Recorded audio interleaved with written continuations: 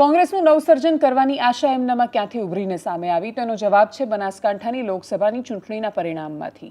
કોઈ કલ્પના નહોતું કરી શકતું કે ગુજરાત રાજ્યમાં 26માંથી 26 લોકસભા બેઠક ભારતીય જનતા પાર્ટી ન જીતી શકે એવું પણ બને।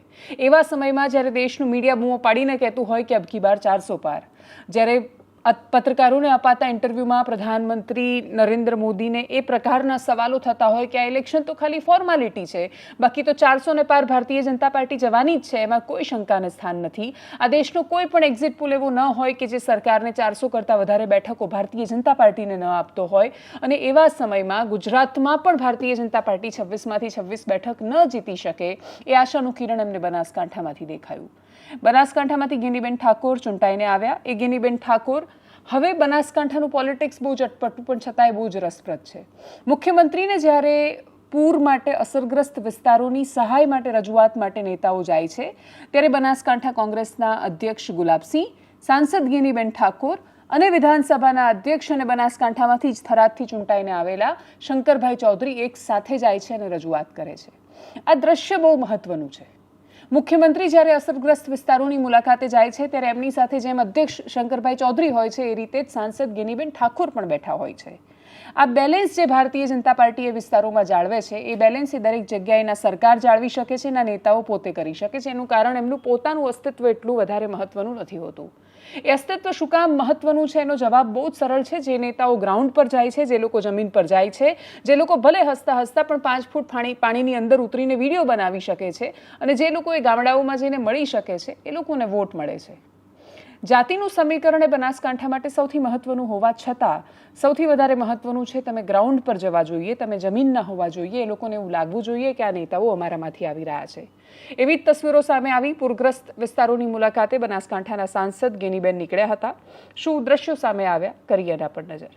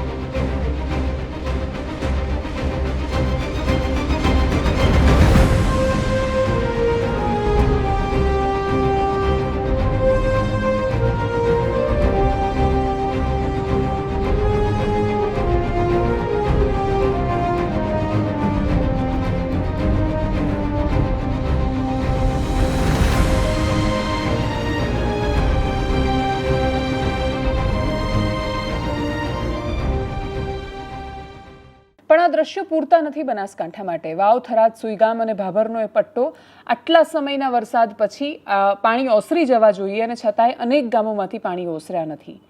ત્યાંના સ્થાનિકો અતિશય દયનીય પરિસ્થિતિમાં છે। જે ગામમાં 5-5 દિવસ સુધી પાણી ભરાઈને રહે એ ગામોની હાલત શું થાય? એ લોકો સુધી જમવાનું પહોંચી જાય એને જો તમે રાહત માનતા હો તો હવે 5 દિવસ પછી એમને જે મદદ કે તૈયારી કરવી પડશે એની કોણ જવાબદારી લેશે? કોઈ દિવસ વળતરના નામે એટલી સહાય નથી થતી કે લોકો પોતાનું જીવન ફરીથી શરૂ કરી શકે। જેના ઘરમાં ટીવી હોય, ફ્રીજ હોય અથવા બાકીની સાધન સુવિધાઓ હોય એ બધું જ એકસાથે પલળી જાય ને બધાનો વિનાશ થઈ જાય ને એના પછી એણે નવેસરથી આખું જીવન શરૂ કરવાનું છે। એ લોકો જીવનમાં 10-20 વર્ષ પાછળ જતા રહે છે।